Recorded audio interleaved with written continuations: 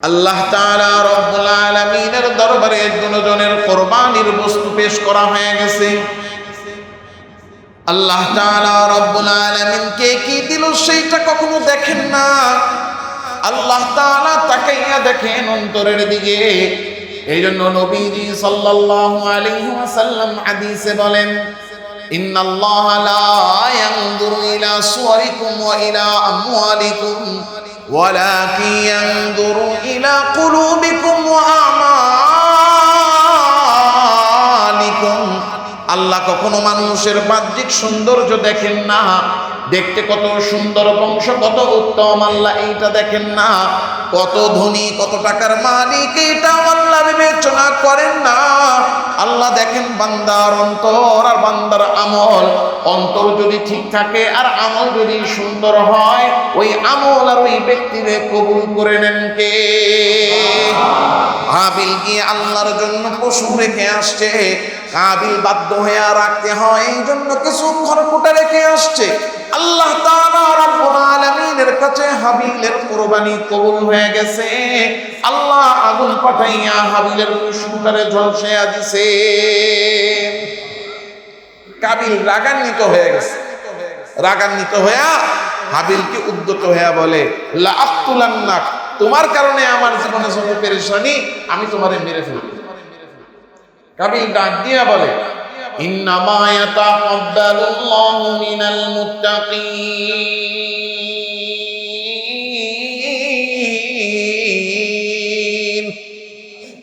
ও আমার ভাই কাবিল, তুমি জেনে নাও, তুমি ভাবতেছো তোমার বোন সুন্দরী, গায়ের জোরে তুমি বিবাহ করবা।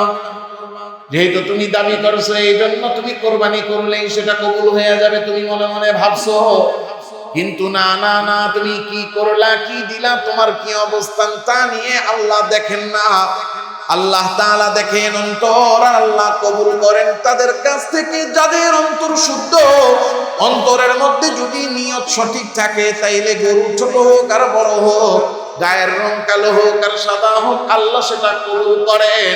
কিন্তু নিয়ত যার সঠিক নাই, তার আমলের কোনো গ্রহণযোগ্যতাও আল্লাহর কাছে নাই। এই জন্য আমি আর আপনি এই যে সামনে কোরবানি আসতেছে, এই কোরবানি যেন আমার ইজ্জত বাড়ানো এবং ইজ্জত বাঁচানোর কোরবানি না হয়। কোরবানি করব শুধুমাত্র সন্তুষ্টির জন্য। জোরে বলেন কার? এই জন্য আল্লাহ নবীজি সাল্লাল্লাহু আলাইহি ওয়াসাল্লামকে সুস্পষ্টভাবে বলছেন, ফাসাল্লি লিরাব্বিকা ওয়ানহার, আপনার রবের জন্যই নামাজ পড়েন এবং আপনার রবের জন্যই কোরবানি করেন। তাহলে কোরবানি করতে হবে শুধুমাত্র একমাত্র সন্তুষ্টির জন্য। কার? গোশত খাওয়ার জন্য? বড় গরু আমি জিতছি, ভালো গরু কিনতে পারি, এটা দেখানোর জন্য? ইজ্জত বাঁচানোর জন্য? মানুষে কি কইব এই কথা থেকে বাঁচার জন্য? আমার বাচ্চারা কি খাবে এই মনোভাবে বাচ্চাদের খাবারের ব্যবস্থার জন্য? কথা বলে না। কোরবানি করতে হবে শুধুমাত্র একমাত্র কেবলমাত্র সন্তুষ্টির জন্য। কার? এই জন্য আল্লাহ তাআলা রব্বুল আলামিন বলছেন, ওয়ালিকুল্লি উম্মাতিন জাআলনা মানসাকা লিয়াযকুরু ইসমাল্লাহ আলা মা রাযাকাহুম মিন বাহিমাতিল আনআম।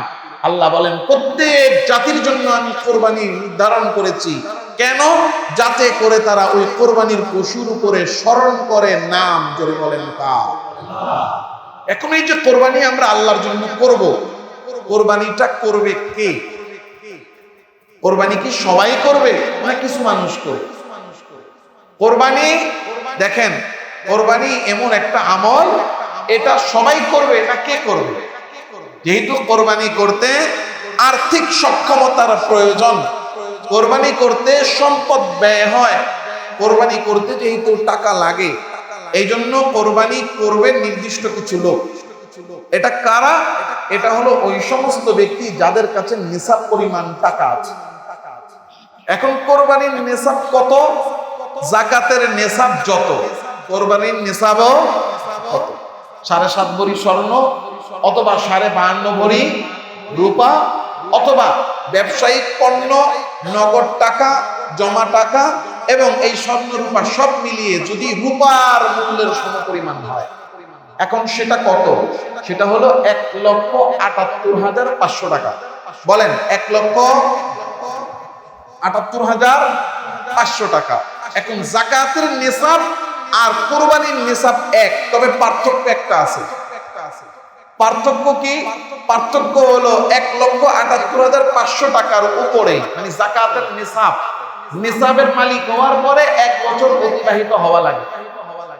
কোরবানির ক্ষেত্রে এই ধরনের কোনো বাধ্যবাধকতা, কোরবানির যে 3 দিন আছে, ঈদের দিন কয়টা? 3 দিন। ঈদ কয় দিন? 3 দিন। 10 তারিখ জিলহজের, 10 তারিখ, 11 তারিখ, 12 তারিখ সন্ধ্যা পর্যন্ত। এই 3 দিনের মধ্যে 10 তারিখ ফজর থেকে নিয়ে, বলেন 10 তারিখ ফজর থেকে নিয়ে 12 তারিখ মাগরিব পর্যন্ত, 10 তারিখ ফজর থেকে নিয়ে 12 তারিখ মাগরিব পর্যন্ত, এই 3 দিনের মধ্যে কারো কাছে যদি নগদ টাকা, স্বর্ণ, রূপা এবং ব্যবসায়িক পণ্য এগুলো মিলিয়ে যদি কারো কাছে 1,78,500 টাকা থাকে, তাহলে তার উপরে কোরবানি করা ওয়াজিব। আসসালামু আলাইকুম ওয়া রাহমাতুল্লাহি ওয়া বারাকাতুহু। সবাই কেমন আছেন? আলহামদুলিল্লাহ। আলহামদুলিল্লাহ আলহামদুলিল্লাহ নাহমাদুহু ওয়া নাস্তাঈনুহু ওয়া নাস্তাগফিরুহু ওয়া নু'মিনু বিহি ওয়া নাতাওয়াক্কালু আলাইহি ونعوذ بالله من شرور أنفسنا ومن سيئات أعمالنا من يهد الله فلا مضل له ومن يضلله فلا هادي له ونشهد أن لا إله إلا الله وحده لا شريك له ونشهد أن سيدنا وسندنا وحبيبنا وحبيب ربنا وطبيبنا وطبيب قلوبنا ومحبوبنا ومعشوقنا ومولانا محمدا عبده ورسوله الذي أرسله الله تعالى بالحق بشيرا ونذيرا وداعيا إلى الله بإذنه وسراجا منيرا أما بعد فأعوذ بالله من الشيطان الرجيم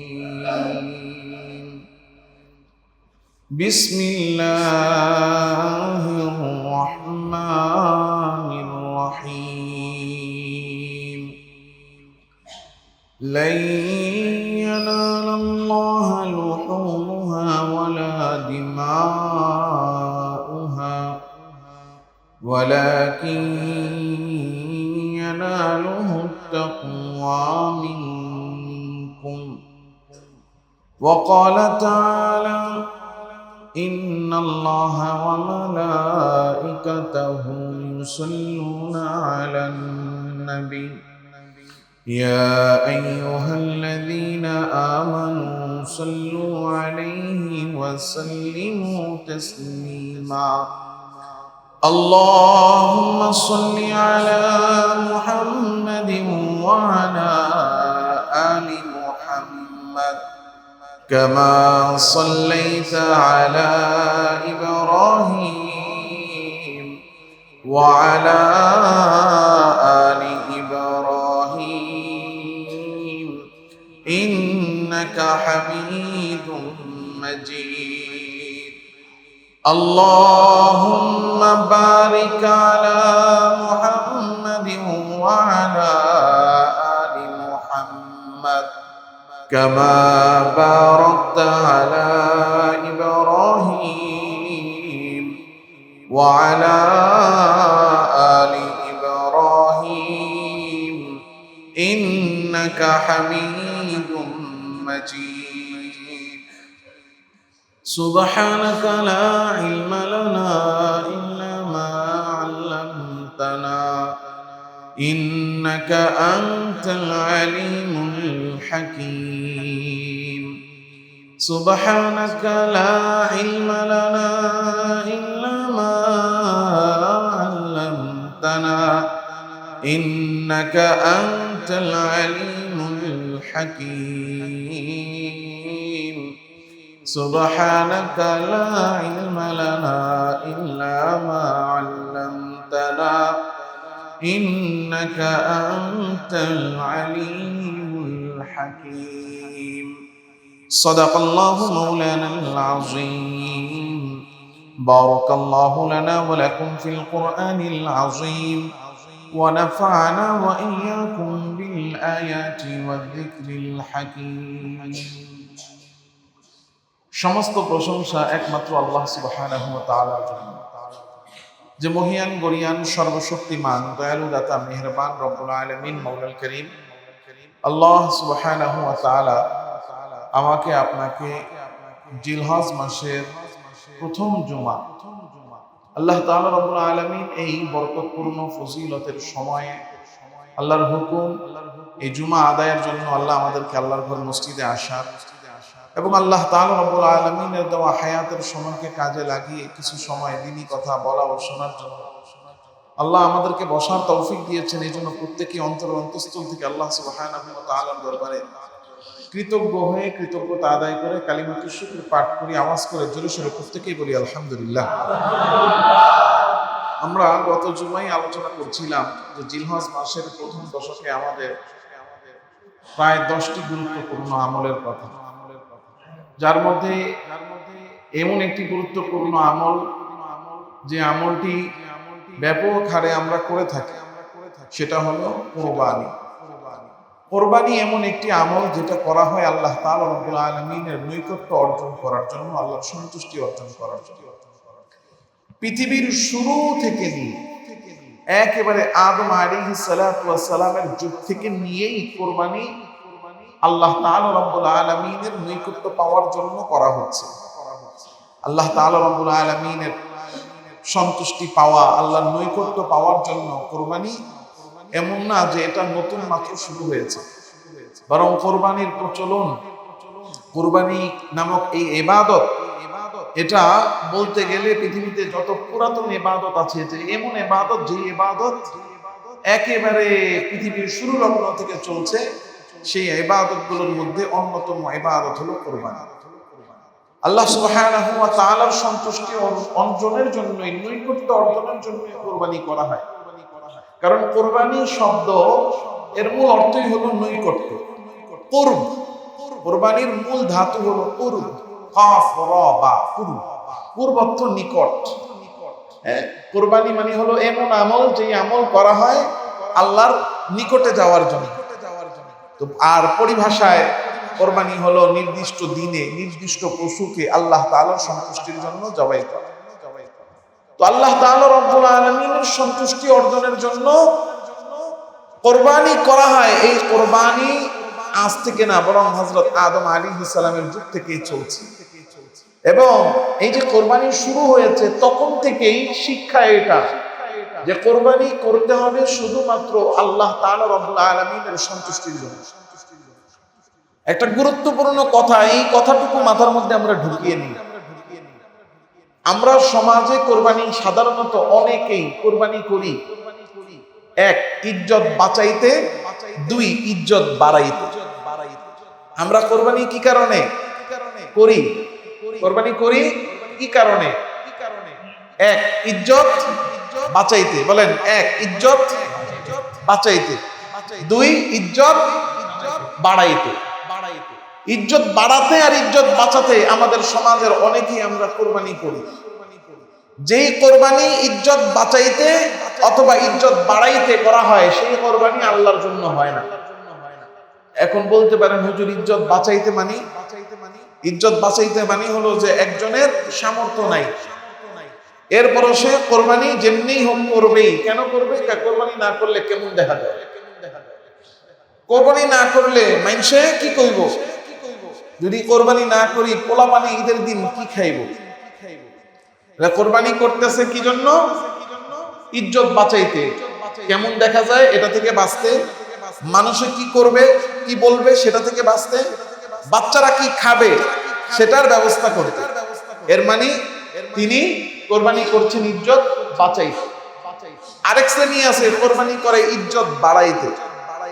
আমার বাড়ি 6 তলা, গরু আমার কিনতে হবে 6 লাখ টাকা দিয়ে। গরু একখান কিনে বাস এবার গেটটারে খোলা রাইখা সবাই রে খালি 6 লাখ 6 লাখ 6 লাখ, আবার নে তো চক্কর দিয়ে আয়, আমার গরুটা যে মহল্লার সবচেয়ে বড় এটা দেখায়। আবার পাশাপাশি দুইজন গরু কিনছে, হ্যাঁ কিনছে 3 লাখ দিয়ে, হ্যাঁ কিনছে 3 লাখ দিয়ে, হ্যাঁ 3 লাখ দিয়ে গরু কিনছে। কি গরু কিনছে দেখছি না, আমারটার সামনে বাসুল জিততে পারে নাই, আমি জিততে লাইছি। উনি জিতছে, উনি বুদ্ধিমান, উনি কি বাড়াইলো, নিজের ইজ্জত বাড়াইলো। তাহলে কোরবানি দিচ্ছি 1 নাম্বার ইজ্জত বাঁচাইতে, আরেকটা হলো ইজ্জত বাড়াইতে। এজন্য ইজ্জত বাঁচানোর কোরবানি এবং ইজ্জত বাড়ানোর কোরবানি থেকে আমাদেরকে বাঁচতে হবে। কারণ ইজ্জত বাঁচাইতে আর ইজ্জত বাড়াইতে যে কোরবানি করা হয় সেই কোরবানি আল্লাহ তাআলার কাছে কবুল হয়। কারণ কোরবানির ইতিহাস, কোরবানির শুরুর ইতিহাস আমাদেরকে এটা জানায় যে ইজ্জত বাড়ানো আর ইজ্জত বাঁচানোর কোরবানি আল্লাহ তাআলার কাছে কবুল হয় না। ঠিক যেমন হাবিল আর কাবিলের কোরবানি আল্লাহ তাআলা রব্বুল আলামিনের কাছে পেশ করা হয়েছিল, যে ইজ্জত বাঁচাইতে কোরবানি করছে আল্লাহ তার কোরবানি কবুল করেন। আল্লাহ তাআলা রব্বুল আলামিন এই যে কোরবানির সূচনা লগ্নটা আমাদেরকে কি শিক্ষা দিচ্ছে? আদম আলাইহিস সালাতু ওয়াস সালাম যখন দুনিয়াতে আসলেন, বাবা আদম আলাইহিস সালামের সাথে এসেছেন মা হাওয়া আলাইহিস সালাম। তাহলে পৃথিবীতে মানুষ কয়জন? এক জোড়া মানুষ মাত্র। তাহলে যেখানে এক জোড়া মানুষ থাকে সেখানে পৃথিবীর মানব সভ্যতার বিস্তৃতি ঘটবে কিভাবে? কারণ বিবাহ ছাড়া তো মানব সভ্যতার বিস্তৃতি ঘটবে না। বিবাহ হবে, বিবাহের মাধ্যমে বাচ্চা দুনিয়াতে ভূমিষ্ঠ হবে, এভাবেই তো পৃথিবীতে মানব সভ্যতার বিস্তৃতি ঘটবে। এখন ওনারা তো মাত্র 2 জন। আল্লাহ তাআলা রব্বুল আলামিন তৎকালীন সময়ে বিধান দিয়ে দিয়েছেন। কি বিধান?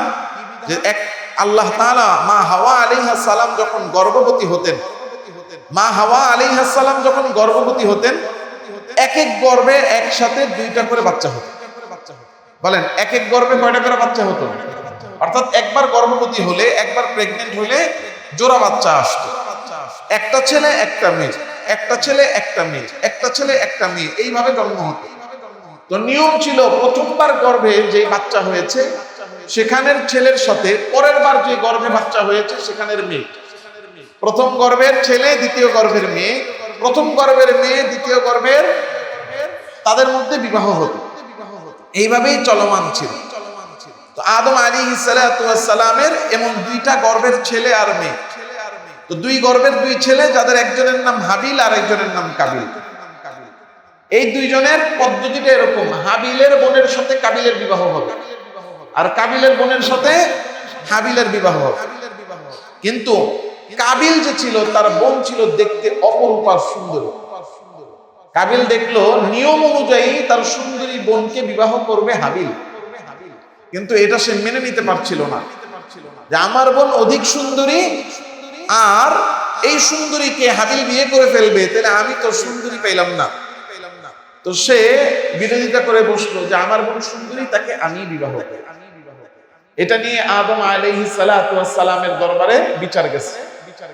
আদম আলাইহিস সালাতু ওয়াস সালাম আল্লাহ তাআলা রব্বুল আলামিনের কাছে পেশ করেছেন যে আল্লাহ, কাবিল তো তার নিজের বোন যে দেখতে সুন্দর তাকে বিবাহ করতে চায়, এখন কি করে? আল্লাহ তাআলা রব্বুল আলামিন তখন ঘোষণা দিয়ে দিলেন, ঠিক আছে, তাদের 2 জনের মধ্যে ফয়সালা হবে কোরবানির মাধ্যমে। কিসের মাধ্যমে? তাদের 2 জনকে বলো আমি আল্লাহ তাআলার জন্য কোরবানি করতে। এই 2 জনই আমার জন্য কোরবানি করবে, যার কোরবানি আমি আল্লাহর কাছে কবুল হবে সেই ওই যে সুন্দরী মেয়ে তাকে সেই বিয়ে বিবাহ করবে। এই ঘটনা কি বানায়া বলতেছি না কোরআন থেকে? আল্লাহ তাআলা কোরআনে কারীমের সূরাতুল মাঈদা 27 নম্বর আয়াতে আমাকে আপনাকে জানাচ্ছেন, ওয়াতলু আলাইহিম নাবা ইবনাই আদম বিল হক إذ قربا قربانا فتقبل من أحدهما ولم يتقبل من الآخر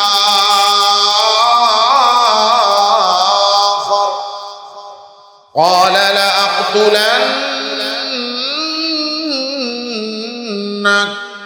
قال إنما يتقبل الله من المتقين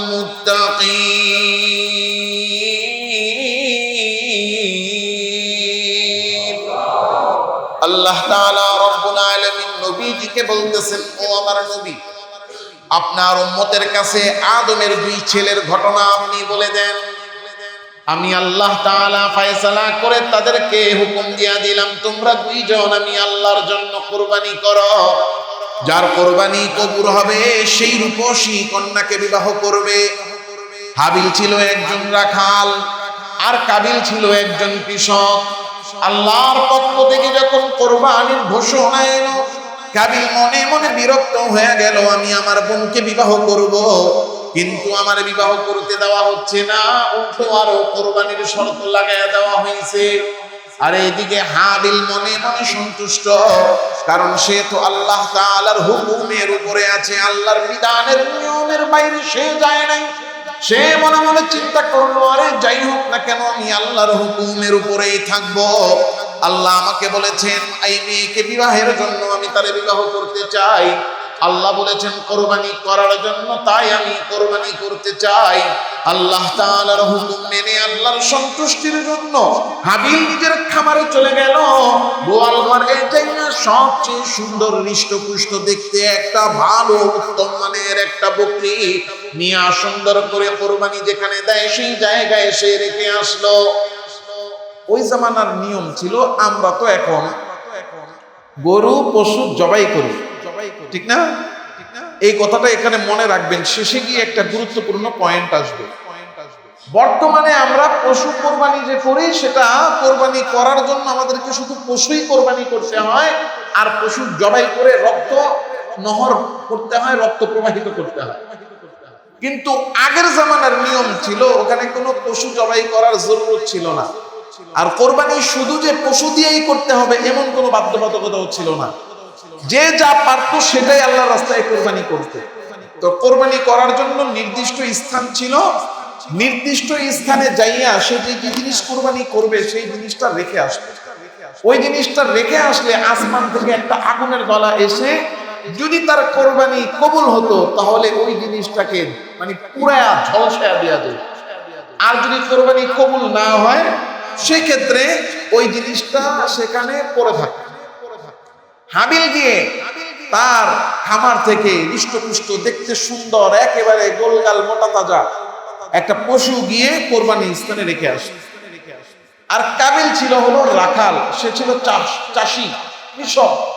তো সে গিয়ে কিছু খড়কুটা, কারণ তার তো মনের মধ্যে কোরবানি করার ইচ্ছা নাই, বাধ্য হইয়া ইজ্জত বাঁচাইতে কোরবানি করতেছে, বাধ্য হইয়া ইজ্জত বাঁচাইতে। যেমন আমরা কখনো কখনো কোরবানি করি ইজ্জত বাঁচাইতে, আবার কখনো করি ইজ্জত বাড়াইতে। এই কথা মনে রাখতে হবে, খুব ভালো করে মুখস্থ করবেন। আমার কোরবানি যেন ইজ্জত বাঁচানো আর ইজ্জত বাড়ানোর কোরবানি না হয়। ইজ্জত বাঁচানো আর ইজ্জত বাড়ানো এর কোরবানি যেন না হয়। কাবিল গিয়ে কিছু খড়কুটা জায়গা মতো রেখে আসছে। আমি কি বুঝাইতে পারছি? যাকাত ফরজ হওয়ার জন্য এই টাকা হাতে আসার পরে 1 বছর অতিবাহিত হওয়া লাগে। এই জন্য যাকাতের তারিখ আপনাকে মনে রাখতে হবে। আমি এগুলো কিন্তু বলে দিছি, আপনাদের মনে আছে কিনা জানি না, যে একজনের কাছে অনেকে এসে বলে, হুজুর আমার কাছে 10 লাখ টাকা 2 মাস আগে আইছি, আমার কি যাকাত দিতে হবে কিনা, এই প্রশ্নটা করে না। এটার জন্য আমরা কিন্তু বলে দিছি যে যাকাতের হিসাব রাখার সবচেয়ে গুরুত্বপূর্ণ এবং জরুরি বিষয় হলো যাকাতের একটা তারিখ নির্ধারণ করা। মনে আসেনি? কার কার মনে আছে? মাশাআল্লাহ, আলহামদুলিল্লাহ, অনেকের মনে আছে। মারহাবা, আল্লাহ সবাইকে কবুল করেন। এর মানে বুঝা গেল আপনারা মোটামুটি কথা শুনে মনে রাখতে পারেন। গুরুত্বপূর্ণ মাসালা, মাশাআল্লাহ, মনে রাখতে হবে। এগুলো খুব গুরুত্বপূর্ণ, ফরজ। যাকাত ফরজ ইবাদত। দেখেন নামাজ পড়া ফরজ কিন্তু ওযু করা ফরজ না। ওযু ফরজ। একজন ব্যক্তি জীবনে ওযু করে নাই, তার গুনাহ হবে। সে নামাজের সময় হয়েছে, বাথরুমে গিয়ে গোসল করে এসে নামাজে দাঁড়াইছে, ওযু করে নাই, সে সরাসরি গোসল করে ফেলছে, নামাজ হবে না? হ্যাঁ, সে ওযু না করার জন্য সে জীবনেও গুনাহগার হবে না। তবে ওযু করা ফরজ হয়ে যায় কখন? আপনি নামাজ পড়বেন, এখন আপনার পবিত্রতা অর্জন করতে হবে, পবিত্রতা অর্জন করা ফরজ। এখন আপনি যদি এই ওযু করে পবিত্রতা অর্জন করেন, তাহলে ওযুর দ্বারা আপনি ফরজের নেকি পাবেন। তো ওই ক্ষেত্রে ওযু শিখাটাও আপনার জন্য ফরজ। ঠিক তেমন ভাবে যাকাত আদায় করা ফরজ, তাই যাকাত যেন আদায় হয়, এজন্য যাকাত সংক্রান্ত মাসআলা, গুরুত্বপূর্ণ মাসআলাগুলো জানা ফরজ। আর যাকাতের হিসাব রক্ষার জন্য ডেট, তারিখ মনে রাখা, এটাও ফরজ। তো যেমন আপনি গত বছর 10 রোজায় বা 1 রোজায় আপনার কাছে যাকাতের নিসাব পরিমাণ টাকা ছিল, আপনি আগামী বছর 1 রোজা বা 10 রোজায় গিয়ে দেখবেন আপনার কাছে যাকাতের নিসাব আছে কিনা, থাকলে যাকাত ফরজ, না থাকলে যাকাত ফরজ না। এই হলো হিসাব। কোরবানির ক্ষেত্রে হিসাব হলো ঈদের দিন সকাল থেকে নিয়ে, মানে জিলহজের 10 তারিখ সকাল থেকে নিয়ে জিলহজের 12 তারিখ মাগরিবের আগ পর্যন্ত, এই 3 দিনের মধ্যে যদি কারো কাছে 1,78,500 টাকা থাকে বা আসে, তাহলে তার জন্য কোরবানি করা ওয়াজিব, তাকে কোরবানি করতে হবে। এখন কোরবানি ওয়াজিব মানে কি? ওয়াজিব মানে হলো তার নিজের একটা কোরবানি করতে হবে। একটা কোরবানি মানে হলো হয়তো সে একটা খাসি, ছাগল, দুম্বা, ভেড়া এগুলো কোরবানি করবে, অথবা একটা গরুর 7 ভাগের 1 ভাগে শরীক থাকবে। বুঝাতে পারতেছি? কোরবানি যে করব, কি দিয়ে করব? কোরবানি আমাদেরকে করতে হবে গৃহপালিত যে সমস্ত পশু আছে সেগুলো দিয়ে, যেমন উট, গরু, মহিষ, ছাগল, ভেড়া ও দুম্বা ইত্যাদি, যেগুলো জিনসি, সৃষ্টিগত ভাবেই, বংশীয় ভাবেই, জাতিগত ভাবেই যেই প্রাণীগুলো গৃহপালিত সেগুলো দিয়ে। ইদানিং দেখা যায় কিছু বন্য গরু আছে, এগুলারে আইনা লালন পালন করে, কইরা এরপরে কি করে, এগুলা দিয়া কোরবানি করে, অর্থাৎ এগুলো শৌখিনতা। অনেকেই বলে কালো টাকা সাদা করার একটা সিস্টেম তৈরি হয়ে গেছে। তো এই বন্য প্রাণীগুলোরে বশ কইরা এরপরে সেগুলো দিয়ে কি করা, লালন পালন করে কোরবানি করা, এগুলো জায়েজ হবে কিনা এ ব্যাপারে সন্দেহ আছে। ওলামায়ে কেরাম বেশিরভাগের ফতোয়াই এটা, যে এই ধরনের বন্য প্রাণী যেগুলো কাইনা বশ করা হয়, লালন পালন করা হয়, এগুলো দিয়ে কোরবানি হবে না। এজন্য কোরবানি করতে হবে গৃহপালিত পশু যেগুলো আছে সেগুলো দিয়ে। আবার মুরগি দিয়ে, হাঁস দিয়ে করলে কোরবানি হবে না। কোরবানির সর্বনিম্ন স্তর হলো ছাগল, ভেড়া, দুম্বা, আর কি, এটা তো বড়, ছাগল, দুম্বা, ভেড়া, আপনি খাসি ইত্যাদি এগুলো দিয়ে কি করতে হবে, কোরবানি করতে হবে। উপরে হলো গরু, মহিষ, আর হলো উট। আল্লাহ, এক একটা উটের বয়স দেখেন, কোরবানির ক্ষেত্রে পশুর বয়সটা অনেক গুরুত্বপূর্ণ। উটের পর উট দিয়ে তো আমাদের দেশে কেউ কোরবানি করে না সাধারণত। এরপরও যদি কেউ শৌখিনতার কারণে, সামর্থ্য আছে, তার মন চাইছে উট দিয়ে কোরবানি করতে চায়, তাহলে উটের বয়স সর্বনিম্ন 5 বছর হওয়া লাগবে। গরু, মহিষ, যেই গরু ও মহিষ দিয়ে আমরা কোরবানি করি, এগুলোর বয়স কমপক্ষে 2 বছর হওয়া লাগবে। তো এই ক্ষেত্রে 2 বছর এটা বুঝবো কিভাবে? প্রথমত হলো দাঁত উঠলে 2 বছর বোঝা যায়। তো দাঁত, এটা একটা সিমটম আছে, এটা একটা চিহ্ন। এর বাইরেও যদি এমন হয় অভিজ্ঞ কোনো ব্যক্তি, আমাদের অনেক মুরব্বীরা আছেন, এখানেও হয়তো ওরকম পাওয়া যাবে, ওনারা একসময় গ্রামে গরু পালছেন, এখন শহরে চলে আসছেন, শহরে থাকেন, এখন আর পালেন না, কিন্তু গরু সম্পর্কে অনেক অভিজ্ঞ। অথবা হাটে গেছেন এমন একজন ব্যক্তি যে তারা বোঝা যাচ্ছে সে মিথ্যা কথা বলবে না। অনেক গরুর ব্যাপারী আছে, অথবা দেখা গেছে গ্রামে গরু পালে, ঢাকা আসছেন গরু বেচতে, হাজি সাহেব মানুষ, দেখতেই বোঝা যায় উনি নামাজি, মিথ্যা কথা বলবে না, সত্য কথা বলবে, অভিজ্ঞ লোক। এই ধরনের সত্যবাদী বোঝা যায় এমন ধরনের বিজ্ঞ লোকরা যদি কোনো পশুর ব্যাপারে বলেন যে না, এই পশুটার 2 বছর বয়স হয়ে গেছে, তো সেক্ষেত্রে তার কথা গ্রহণযোগ্য। ইসলামে অভিজ্ঞতার অনেক দাম, ইসলামে অভিজ্ঞতার কি অনেক মূল্য। একজন ডাক্তারের কাছে গেছেন, কিছু ডাক্তার আছে গিয়া খালি আপনি কইছেন কোমরে ব্যথা, ভালো নাই মন্দ নাই, ঠাস করে লেখা দেয়, আপনি চেয়ারে বসে নামাজ পড়ি, বলে কিনা? গেলে মানে গিয়া কোমরে আর হাঁটুর ব্যথা বললে কোনো যাচাই বাছাই ছাড়া, কারণ সে নিজেই তো নামাজ পড়ে না, তার কাছে তো নামাজের গুরুত্ব নাই। সে নিজেই বেনামাজি, নামাজের গুরুত্ব সে বুঝে না, তো তার কাছে দাঁড়ায় পড়া আর বসে পড়া কি, সে নামাজ পড়া আর না পড়া তার কাছে সমান। এজন্য গিয়েই যখন ইয়াকে একটা হাঁটু ব্যথা, একটু কোমর ব্যথা, একটু মাথায় ব্যথা, তো প্রেসক্রিপশনের শুরুতে লিখে দেয় কি, যে চেয়ারে বসে নামাজ পড়বে। অথচ দাঁড়ায় নামাজ পড়া এটা তো কত গুরুত্বপূর্ণ ফরজ। কোন ব্যক্তির দাঁড়ানোর সক্ষমতা আছে কিন্তু সে দাঁড়ায় নামাজ পড়ে না, তো তার নামাজই হবে না। অথচ সে লিখতেছে কি, প্রথম কথাই সুস্থ না অসুস্থ, আসলেই কি এই ব্যথা এই নামাজের দ্বারা তার ক্ষতি হবে কি হবে না যাচাই বাছাই ছাড়া গিয়া খালি কইছে আমার কোমরে ব্যথা, হাঁটুতে ব্যথা, ফার্স্টে লিখে দিচ্ছে চেয়ারে বসে নামাজ পড়ছে।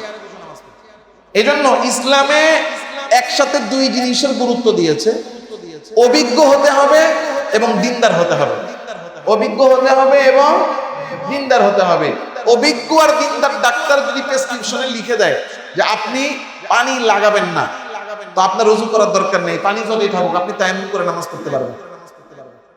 অভিজ্ঞ এবং দিনদার ডাক্তার, যিনি নামাজের গুরুত্ব বুঝেন, যিনি ওযুর গুরুত্ব বুঝেন, এমন একজন ডাক্তার যদি আপনাকে প্রেসক্রিপশন করে দেন যে হ্যাঁ আপনি পানি লাগাবেন না, তাহলে আপনার পানি লাগানোর প্রয়োজন নাই, আপনি তায়াম্মুম করে নামাজ পড়লেই নামাজ হয়ে যাবে। তো ঠিক তেমন ভাবে একজন অভিজ্ঞ ব্যক্তি এবং সে সত্যবাদী, তিনি যদি একটা পশু ধরে বলেন, এটা হয়তো যেমন আমরা বুঝি এই দাঁত উঠছে নি, দাঁত দেখান, এখন দাঁত দেখাইছে, দাঁত উঠে নাই, আমরা তো দাঁতটাকে বয়সের একটা সিমটম চিহ্ন মনে করি। কিন্তু এর বাইরেও যদি কোনো অভিজ্ঞ লোক, যিনি গরু সম্পর্কে সামক জ্ঞান রাখেন এবং তিনি মিথ্যা বলার কোনো সম্ভাবনা নেই, তিনি সত্য বলছেন, উনি যদি বলে যে না এই পশুটার দাঁত না উঠলেও 2 বছর হয়েছে, সাক্ষ্য দেন, তাহলে তার সাক্ষ্য গ্রহণযোগ্য হবে। এজন্য গরু এবং মহিষের ক্ষেত্রে বয়স হতে হবে কমপক্ষে কয় বছর? 2 বছরের কম হলে ওই পশু দিয়ে কোরবানি হবে না। এরপরে থাকে আমি আর আপনি ছাগল, ভেড়া, দুম্বা, ছাগল, ভেড়া এবং দুম্বা, এগুলোর ক্ষেত্রে বয়স হতে হবে কমপক্ষে 1 বছর। ছাগল, ভেড়া, দুম্বা এগুলোর ক্ষেত্রে কয় বছর? 1 বছর। ছাগল দিয়ে 1 বছরের কমে কোনোভাবেই কোরবানি হবে না। ছাগল এটার বয়স যদি 1 বছরের কম হয়, কোনোভাবেই কি হবে না? কোরবানি হবে না। তবে ভেড়া আর দুম্বার ক্ষেত্রে যে 1 বছরের চেয়ে কিছু কম আছে, 10 মাস, 11 মাস, কিন্তু 1 বছরের ছাগলের পালের সাথে রাখলে এটারে আলাদা করা যায় না, দেখলে মনে হয় যে এটাও কি 1 বছরের।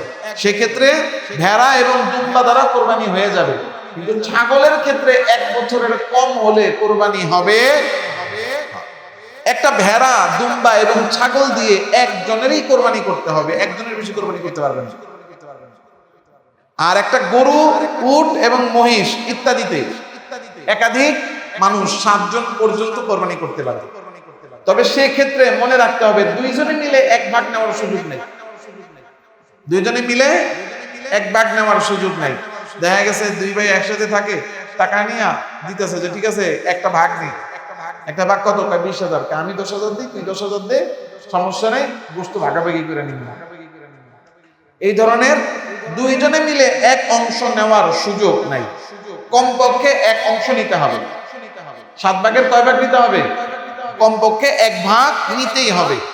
এজন্য খুব খেয়াল রাখতে হবে যে আমরা যে কোনো পশু যদি আমরা এই ছাগল, ভেড়া, দুম্বা একের অধিক 2 বা তার চেয়ে বেশি লোক মিলে যদি একটা ছাগল কোরবানি করি, কোরবানি হবে না। একটা ছাগল, ভেড়া, দুম্বা এগুলো দিয়ে একজনকেই করতে হবে। গরু, মহিষ এবং উট সেগুলো 7 জন পর্যন্ত, একটা গরুতে 7 জনের পক্ষ থেকে কোরবানি হয়। হ্যাঁ, একটা মহিষ 7 জনের পক্ষ থেকে কোরবানি হয়। দেখেন এখানে আরেকটা মাসালা বলে দিই, সেটা হলো অনেকেই বলে এই গরুটা কার নামে, এই গরুটা কার কার নামে কোরবানি হবে? আরে কোরবানি হয় তো শুধু একজনের নামে। কার নামে? যারা বলেন কার নামে? কোরবানি হয় শুধু আল্লাহর নামে, কিন্তু আমরা বলবো কার কার পক্ষ থেকে। আল্লাহর নামে কোরবানি হবে কার কার পক্ষ থেকে। এখন এটা হলো প্রচলিত কথা, এটা হলো কি প্রচলিত কথা। নামগুলা দেন, এই গরু কার নামে কোরবানি, কার গরু কার নামে কোরবানি হবে, এটা আমাদের প্রচলিত ভাষা। তো প্রচলিত ভাষা হিসেবে এটা বললে এর মানে এই না যে আল্লাহর নামে কোরবানি না কইরা আমরা অমুকের নামে তমুকের নামে করতেছি, ব্যাপারটা অমন না। আমাদের বলার প্রচলনের কারণে মানে আমরা বলে ফেলি এই কার নামে, এর মানে হলো কার পক্ষ থেকে। তো এই জন্য আমরা যদি এই বলার ভাষাটাকে পরিবর্তন করতে পারি তাহলে অনেক উত্তম। ভাষাটাকে পরিবর্তন করতে পারলে কি হয়? উত্তম। এজন্য আমরা কার নামে এটা না বলে আমরা বলবো কার পক্ষ থেকে। কার পক্ষ থেকে? এই কুরবানি, এই গরু কার পক্ষ থেকে? এই বিষয়টা আমাদের সবার খুব খেয়াল রাখতে হবে। তাহলে একটা উট, একটা গরু এবং মহিষে সর্বোচ্চ 7 জন শরীক হতে পারবে। 7-এর বেশি যদি হয় তাহলে কিন্তু কোরবানি হবে না। এখন এখানে একটা গুরুত্বপূর্ণ মাসআলা আমি বলে দিই। এই যে আমরা শরীকানা কোরবানির একটা প্রচলন আমাদের সমাজে আছে, শরীক নির্বাচনের ক্ষেত্রে আমাদেরকে খুব সচেতন থাকতে হবে। একসাথে কোরবানি করতেছে 5 জন, 2 জন, 3 জন, 4 জন, 6 জন, 7 জন। এই শরীকদের মধ্যে কেউ একজন যদি এমন থাকে যে তার উপার্জন হারাম, তাহলে একজনের উপার্জন যদি হারাম হয় তাহলে বাকি সবার কোরবানি ওই একজনের কারণে বাতিল হয়ে যাবে।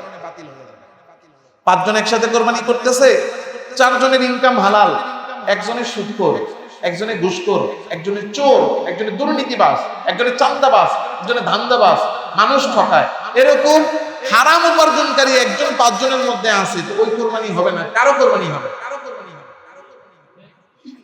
যত নিয়ত সহি থাকুক না কেন, আমার শরীকের যদি নিয়তে গড়বড় থাকে, কোরবানি আছে না গেছে? তাহলে এক, তার উপার্জন যদি হারাম হয় তাহলে কি হবে? কোরবানি বাতিল হবে। যাদেরকে শরীক নিয়ে কোরবানি করতেছি তাদের কারণ নিয়তে যদি সমস্যা হয়, বলেন কোরবানি করার নিয়ত কি? সবাই বলতেছেন নাকি যে আমি জানি কিন্তু বলতেছি না, নাকি জানি না? কোনটা বলেন? কোরবানি করব যে নিয়ত কি? সবাই বলে না। মনে যেটা আছে এটা কইলাম।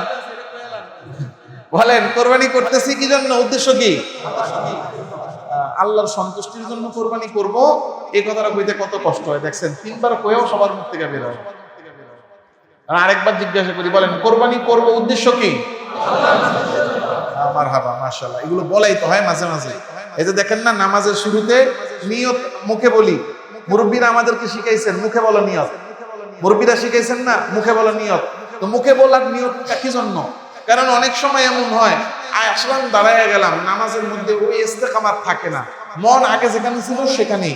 কিন্তু আপনি যখন মুখে নিয়তটা করবেন যে আমি 4 রাকাত এশার ফরজ নামাজ আল্লাহর সন্তুষ্টির জন্য এই ইমামের পিছনে কিবলামুখী হয়ে আদায় করতেছি, তখন কিন্তু এই মুখের নিয়ত বলার দ্বারা আপনার অন্যান্য যত ব্যস্ততা, যত মাসগালা, যত চিন্তা ফিকির সব কিছুকে পিছনে রেখা আপনি কিন্তু নিজেরে কি করলেন? নামাজের জন্য স্থির করলেন। এখন এই যে আমি প্রশ্ন করলাম কোরবানি করতেছি উদ্দেশ্য কি জন্য? হ্যাঁ, যখন মুখে বলবো যে কোরবানি করতেছি আল্লাহর সন্তুষ্টির জন্য, অটোমেটিক মনের যত মানে পঙ্কিলতা আছে, মনের যত দুর্বলতা আছে, মনের ভিতরে কিছু না কিছু সমস্যা আছে, এইগুলা তখন এই নিয়তের ভারে চাপা পড়ে যাবে ইনশাআল্লাহ। এখন যেটা বলছিলাম, এই যে 7 জনের মিলে কোরবানি করতেছি, এদের মধ্যে কারো একজনের উদ্দেশ্য যদি থাকে, ওই যে বলছি 2টা কথা, কি কি কোন তো? ইজ্জত বাঁচানো আর ইজ্জত বাড়ানো। এই 7 জনের মধ্যে কেউ একজন যদি থাকে যে কোরবানি করতেছে ইজ্জত বাঁচাইতে অথবা ইজ্জত বাড়াইতে, এই একজনের নিয়তের গড়বড়ের কারণে বাকি সবার কোরবানি আছে না গেছে? গেছে। এজন্য আপনি শরীকানায় যার সাথে কোরবানি করবেন, 1 নম্বরে দেখতে হবে যে শরীকের উপার্জন হালাল না হারাম। 2 নাম্বার, আপনাকে যাচাই বাছাই করতে হবে শরীকের নিয়ত ঠিক আছে না নাই। যদি নিয়ত এরকম সহি ইনকামওয়ালা, সহি নিয়তওয়ালা কাউরে পান, তাইলে আপনি শরীকে গরুতে যান। আর নাইলে ভাই গরু সারা বছর খান, ঈদের দিন খাসি খান, সমস্যা নেই। বুঝাইতে পারছি? শরীকানায় কোরবানি না কিনে, গরু না কিনে আপনি খাসি কিনে খাসি খান, খাসি দিয়ে কোরবানি করেন। কারণ আপনার কোরবানি এটা টিকানো, এটা বাঁচানো, কবুল করানো বেশি জরুরি গরুর গোশত খাওয়ার চেয়ে। গরুর গোশত খাইতে হলে জুরাইন রেলগেট চলে যাবেন। কোরবানি ঈদের দিন বিকালবেলা জুরাইন রেলগেটে গেলে দেখবেন 600 টাকা, বাজারে যদি হয় 800, ওখানে আপনি 700 টাকা 600 টাকা কেজিতে গরুর গোশত পাবেন। দেখে বেছে বেছে লাগলে দাম 100 বেশি দিয়া ভালোটা বাইসা বাইসা নিয়ে আসবে। তবুও নিজের কোরবানি নষ্ট করা যাবে না। গরু দিয়ে কোরবানি করা ফরজ না, কোরবানি কবুল করানো জরুরি। এজন্য খুব ভালো করে আমাদেরকে মনে রাখতে হবে। এরপরে কোরবানির গরুতে বা মহিষে আপনি কেউ যদি কোরবানির পাশাপাশি আকিকা করতে চায়, আকিকা করাও জায়েজ আছে। একই গরুতে কোরবানি এবং আকিকা করা সম্ভব। দেখা গেল এমন অনেকেই আছে যে ছেলে হয়েছে, মেয়ে হয়েছে, সুযোগের অভাবে বা আর্থিক কিছু অসঙ্গতির কারণে বাচ্চার ছেলে মেয়ের করতে পারে নাই, আকিকা করতে পারে নাই। এখন যেমন আমাদের আকিকা গুলো, মানে আমাদের সন্তানদের আকিকা, অর্থাৎ সময়ের সাথে সাথে মানুষের জ্ঞানের পরিধি, সুযোগ সুবিধা এবং সামর্থ্য বাড়ার কারণে এখন বাচ্চা কাচ্চা হলে মানুষ সাথে সাথেই কোরবানি বা আকিকা করে ফেলে। কিন্তু একটা যুগ ছিল যে বাচ্চা হলে আকিকা সহজে তেমন একটা করা হয় নাই। এখানেও এমন অনেক মুরব্বী পাওয়া যাবে যাদের বয়স 20-এর উপরে, এরকম অনেককে পাওয়া যাবে যে বয়স 25 বছর, 28 বছর, 30, 35, 40, 50 বছর হয়ে গেছে, কিন্তু তার আকিকা হয় না। আছে না এমন? আমার মনে আছে যে আমরা মোটামুটি বুঝ হওয়ার পরে দেখছি যে আমার আব্বা আমার ভাইদের আকিকা গুলো, আমরা যখন ঢাকা আসছি 98-এর বন্যার পরে, এরপরে দেখছি যে যখন কোরবানিতে ভাইদের নামে আকিকা গুলো আস্তে আস্তে করে ফেলছে। তো অনেকে এটা করে ফেলেন। যদি এমন হয় যে আপনার ছেলের আকিকা করেন নাই, মেয়ের আকিকা করেন নাই, এখন আল্লাহ সামর্থ্য দিছে যে ঘরের মধ্যে সদস্য 4 জন কিন্তু গরু কিনছে 2টা, আছে না এমন? তো এখন ওনারা যদি চান যে আমাদের আকিকা গুলো হয় নাই, অথবা এমনও অনেকে থাকতে পারেন যে আকিকা সামর্থ্যের জন্য করতে পারেন না, এখন কোরবানি আসছে, গরু একটা যেভাবে হোক কিনতে পারবেন, তারা যদি চান আকিকা করে ফেলবেন, করতে পারেন।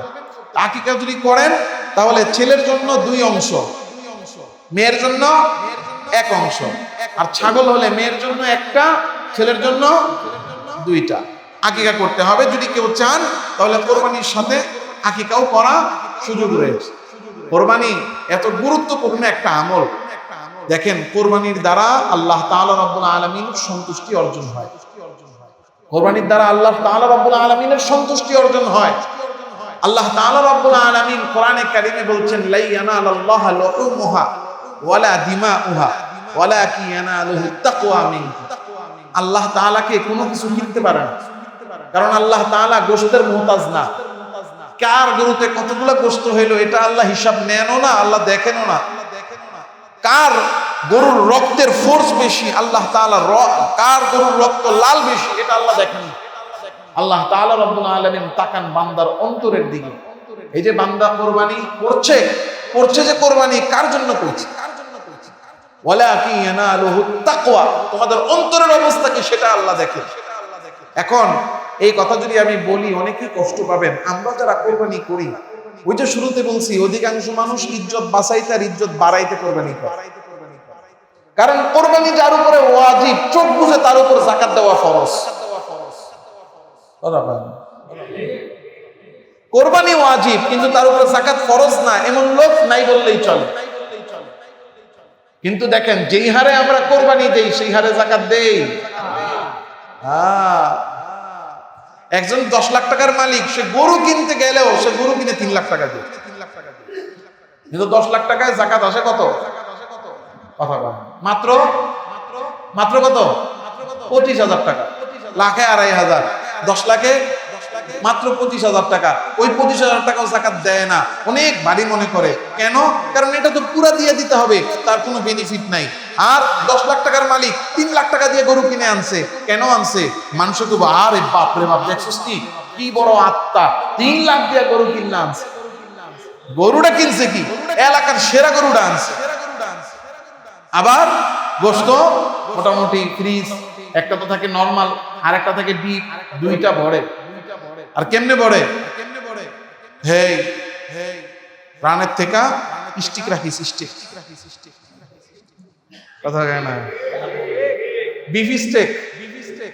হ্যাঁ, এই সামনের রানটা রাখিস, সামনের রানের গোশতটা মজা। এই গর্দান থেকে রাখিস।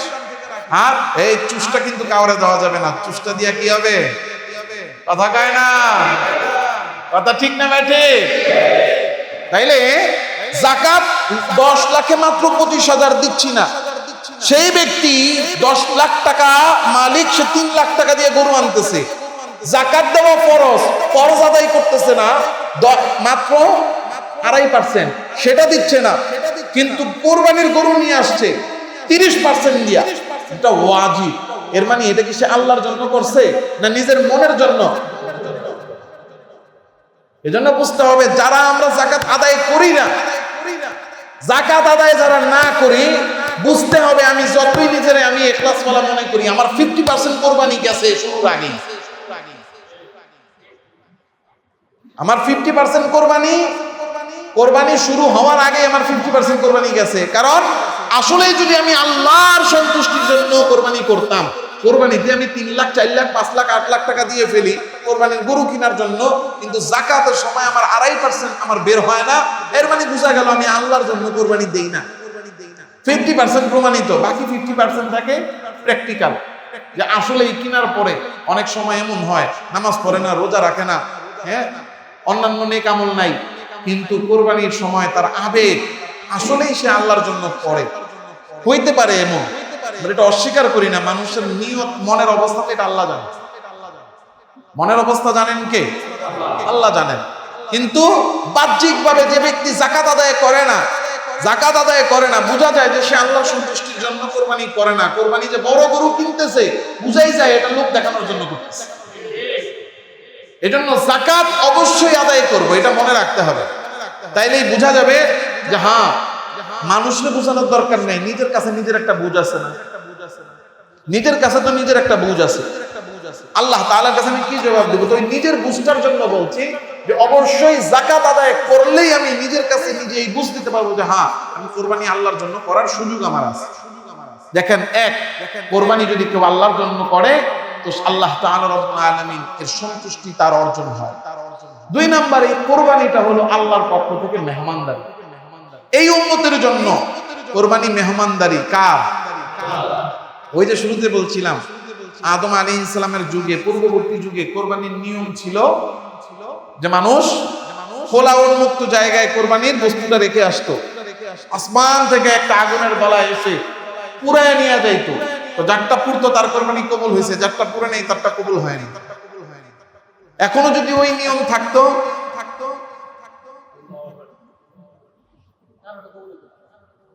বেগমগঞ্জ মসজিদের খতিব সাহেব বয়ান তো করে বিশাল ফাটাফাটি, কিন্তু কোরবানির মাঠে হ্যাঁ ছাগলটা রেখে গেছে, এই ছাগল তো জায়গা মতোই পুরে দিচ্ছে।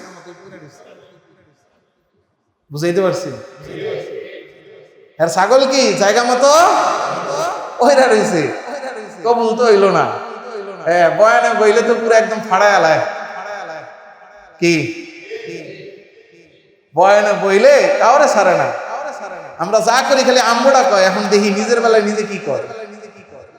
কি কই মনে এমনি বাইরে চায়ের দোকান পুরা গরম হয়ে যাবো ঈদের পরের দিন সকালবেলা, যে হুজুরে কইছিলাম হুজুর আমগুলো কি কোরবানি এটা দিয়েন। হ্যাঁ, কিনলে কাছে দিতে চায় নাই। হ্যাঁ, যে কইছে আমি নারায়ণগঞ্জ থাকি, নারায়ণগঞ্জ কোরবানি দিব, কিনলে কাছে হ্যাঁ কোরবানি দিতে চায় নাই, এই হলো প্রমাণ। একটা কবুল এবং হ্যাঁ আগের থেকেই জানে, এই কারণে এই এলাকায় গরু কোরবানি করে নাই, করতে চায় নাই।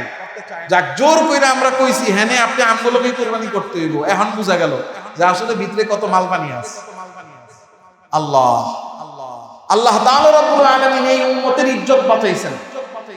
এত মহাব্বত করেন, শুধু ইজ্জত বাঁচান নাই। আল্লাহ দেখেন, আগের কালে যেটা কবুল হইতো সেটা পুইরা যাইতো, যেটা কবুল হইতো না পুইরা থাকতো, শকুনে আয়েশা খাইতো। আল্লাহ বলেন না, আমি আল্লাহ তাআলা এই উম্মতের জন্য কোরবানিকে আমার পক্ষ থেকে মেহমানদারি বানাই দিয়েছি। والبدن جعلناها لكم من شعائر الله لكم فيها خير فاذكروا اسم الله عليها صواف فإذا وجبت جنوبها فكلوا منها وأطعموا القانع والمعتر كذلك سخرناها لكم لعلكم تشكرون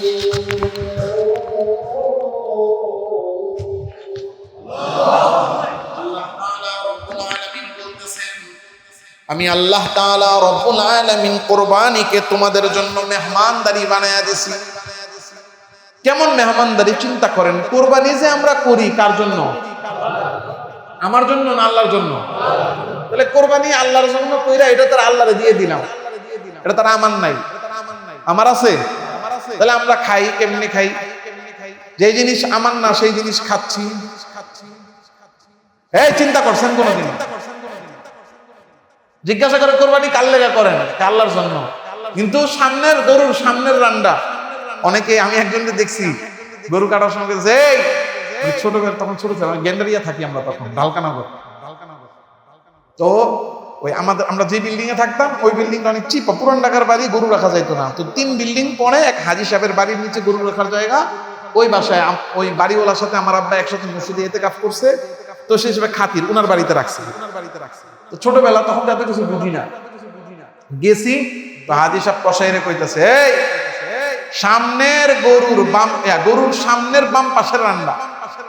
আমার এখনো মনে আছে ওই ইতিহাস, আগে তখন বুঝি নাই, এখন বুঝি। সামনে গরুর সামনের বাম পাশের রান্না কাইটটা সবার আগে উপরে পাঠায় আল্লাহ। তাহলে কোরবানি করলাম আল্লাহর জন্য, খাইতেছি নিজে, তাও কি বাচ্চা চুষ্টা রাখবি, কাবাব খামো, রানের থেকে স্টেক বের করবি, গাড়ের থেকে ওটা আরেকটা জিনিস কি কয় ওটা বের করবি, এরকম বইলা দিচ্ছি। হ্যাঁ, কোরবানি দিলাম আল্লাহর জন্য, আর খাইতেছি দুমায়া নিজে। আল্লাহ তাআলা রব্বুল আলামিন বলতেছেন, ফাতইমুল কানিআ ওয়াল মু'তার, হ্যাঁ খাও, পরিতৃপ্ত হও, কারণ কোরবানি করছো যদিও আমি আল্লাহর জন্য, কিন্তু আমি আল্লাহ আবার পুনরায় তোমাদেরকে মেহমানদারি হিসেবে দিয়ে দিই। এজন্য কোরবানির পশু যে অনেকে বলে না যে ভাই এটা খান, এটা সিন্নি, অনেকের ভাষায়, ঢাকায় মানুষের ভাষায় এটা সিন্নি খা, এই কোরবানির গোশত বরকত, এই একদিন খাইলে কিছু হয় না, প্রেসারের রোগী, হার্টের রোগী এরা কোরবানির গোশত খান কিছু না। এটা একিনের ব্যাপার, মনের ব্যাপার আসলেই। কারণ কোরবানির এই পশুর গোশত এটা মেহমানদারি কার পক্ষ থেকে? এখন মেহমানদারি আল্লাহর পক্ষ থেকে। এটা কখন হবে? যখন কোরবানিটা আল্লাহর জন্য হবে। না আমি আগেই নিয়ত করে রাখছি যে ইজ্জত বাঁচাইতে আর ইজ্জত বাড়াইতে আমার কোরবানি, তাহলে তো আল্লাহর জন্য হয় নাই, তাহলে আল্লাহর পক্ষ থেকে মেহমানদারি না। আমি তো শুধু গোশত খাবার জন্য কোরবানি দিচ্ছি। আল্লাহর পক্ষ থেকে মেহমানদারি ওইটা যেটা আল্লাহর জন্য কোরবানি করা হয়েছে। এতটুকু ইকিনের সাথে বলতে পারি, যদি কোরবানি আল্লাহর জন্য হয়ে থাকে আর ওইটা আল্লাহর পক্ষ থেকে মেহমানদারি, তাহলে আসলেই ওই গোশত খাইলে কোনো সমস্যা হবে না ইনশাআল্লাহ। এজন্য কোরবানির গোশত এটা আল্লাহর পক্ষ থেকে মেহমানদারি, এবং এই কোরবানি যে আমি করলাম এটা হাসরের ময়দানে পুরস্কারের কারণ হবে। কারণ আল্লাহর রাসূল সাল্লাল্লাহু আলাইহি ওয়াসাল্লাম বলেন, মা আমিলা আদামিয়ুন মিন আমালি ইয়াউমিন নাহরি আহাব্বু ইলাল্লাহি সুবহানাহু ওয়া তাআলা মিন ইহরাকিদ দামি। কোরবানি ঈদের দিন মানুষ যত আমল করে এর মধ্যে আল্লাহর কাছে সবচেয়ে প্রিয় হলো আল্লাহর জন্য রক্ত প্রবাহ করা, অর্থাৎ পশু জবাই করা। হাসরের ময়দানে এই পশুগুলো তাদের হাড্ডি, তাদের এই যে মাথার শিং, তাদের চামড়া, এই জিনিসগুলো নিয়ে হাজির হবে। হাদিসের মধ্যে এসেছে আল্লাহ রাসূল সাল্লাল্লাহু আলাইহি ওয়াসাল্লাম বলেছেন যে এই পশুর গায়ে যতগুলো পশম সেই পরিমাণ নেকি আল্লাহ তাআলা দান করবে। এজন্য যাদের সামর্থ্য আছে তারা অবশ্যই কোরবানি করবে, কিন্তু আবার কোরবানি করার জন্য কেউ সুদে টাকা নিয়ে আনে। কি আপনারা হাসলেন? সুদে টাকা নিয়ে এরপর কোরবানি করে এমন লোক কি আমাদের সমাজে নাই? আছে। আমাকে গতকালকে একজন ফোন দিছে দেশের বাহির থেকে, যে হুজুর আমি তো এখনো বেতন পাই নাই, আমার বাসা থেকে ফোন দিছে বড় ভাইয়ের সাথে মিলে কোরবানি করার জন্য। আমার কাছে ক্রেডিট কার্ড আছে, কি আছে, আমি কি ক্রেডিট কার্ড ইউজ কইরা এরপরে কোরবানি করতে পারবো? তা আমি তার এই হিসাব দিলাম যে 1,78,500 টাকা কি তোমার মালিকানায় আছে? সে বলছে জি হুজুর এর চেয়ে বেশি আছে আমার কাছে। তাহলে তো তোমার উপর কোরবানি ওয়াজিব, তাহলে কি ক্রেডিট কার্ড ইউজ করতে পারবো? আমি বললাম ক্রেডিট কার্ড তো ইউজ করা এমনিই জায়েজ নেই, কারণ এটার মূল ভিত্তি হলো সুদের উপরে। ক্রেডিট কার্ডের মূল ভিত্তি কিসের উপরে? এটা দেওয়াই হয় সুদ হিসেবে, যে আপনি নেন, ধার ব্যবহার করেন, আবার তখন ফেরত দিবেন। নির্দিষ্ট দিনের মধ্যে দিলে কোনো কিছু দেওয়া লাগবে না, নির্দিষ্ট দিনের মধ্যে না দিলে আপনাকে সুদের হারে সুদ দেওয়া লাগবে। তো এই ক্রেডিট কার্ডের মূল ভিত্তি হলো সুদের উপর। এখন নানা কারণে মানুষ এটা নেয়, ব্যবহার করে। তা আমি তারা বললাম যে যদি ঋণ নিয়েই কোরবানি করতে হয়, অনেক সময় হয় ক্যাশ টাকা নাই, তাহলে অন্য কোনো জায়গা থেকে নেওয়ার চেষ্টা করো, অন্য কোনো জায়গা থেকে নেওয়ার চেষ্টা করো। তো অনেকে আমরা ঋণ নিয়েও কোরবানি করি। তো যাদের সামর্থ্য আছে তারা তো করতে হয় অনেক সময়, যাদের সামর্থ্য নাই তাদের কোনো প্রয়োজনীয়তা নাই, অর্থাৎ যাদের কোরবানি ওয়াজিব হয় নাই তাদের কোনো প্রয়োজন নাই। অথচ কিছু মানুষ আছে সুদে নিয়ে এরপরে তারা কোরবানি করতেছে, মনে করতেছে অনেক নেকি করতেছে, আসলে কিছুই না। এই জন্য এই সমস্ত বিষয়ে আমাদেরকে সচেতন থাকতে হবে। কোরবানি যেন আমার আল্লাহ তাআলার সন্তুষ্টি অর্জনের জন্যই হয়। শরীক নির্বাচনের ক্ষেত্রে আমাদেরকে সচেতন থাকতে হবে। আর কিছু লোক আছে সামর্থ্য আছে এরপর কোরবানি করে না, আছে না নাই? একটা গরু কিনে আনবে 1 লাখ টাকা দিয়ে, গোশত হয়েছে 2 মণ, এখন ভাগ যোগ কইরা এরে দিয়া ওরে দিয়া দেখা গেছে ভাগে পায় মাত্র 20 কেজি 25 কেজি। কিন্তু কোরবানি না করলে আত্মীয় স্বজন আর আশেপাশের যারা আছে সবাই দেখে আর আমার মধ্যে গণ্যমান্য লোক কোরবানি করে না, এলাকাবাসীও তারে লজ্জায় হোক সম্মানে হোক উনি কোরবানি করে নাই, সবার আগে ওনার বাসায় গোশত পাড়া 2 কেজি 3 কেজি 5 কেজি পর্যন্ত পাঠায়। আত্মীয় স্বজনও চিন্তা করে আরে অমুকে কোরবানি করে নাই, হ্যাঁ একটু কষ্ট বেশি দে। এইভাবে দিতে দিতে দেখা যায় যে বেটা কোরবানি দিছে 2 লাখ টাকা দিয়ে গরু কিনা, তার ঘরে গোশত আছে 25 কেজি 20 কেজি, যে কোরবানি করে নাই হ্যাঁ পেয়ে গেছে 50 কেজি। তো সে কি করে? কোরবানি করে না। এরকম আছে, আমার নিজের আত্মীয়র মধ্যে এরকম আমি পাইছি।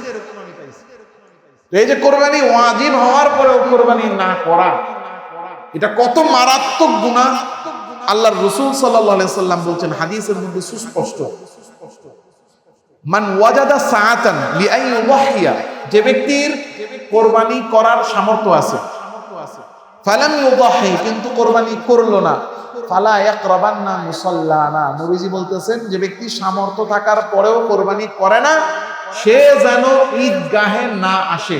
না আসে বলে নাই, বলছি ঈদগাহের নিকটেও না আসে, ঈদগাহের কাছে দাঁড়েও যাতে না আসে।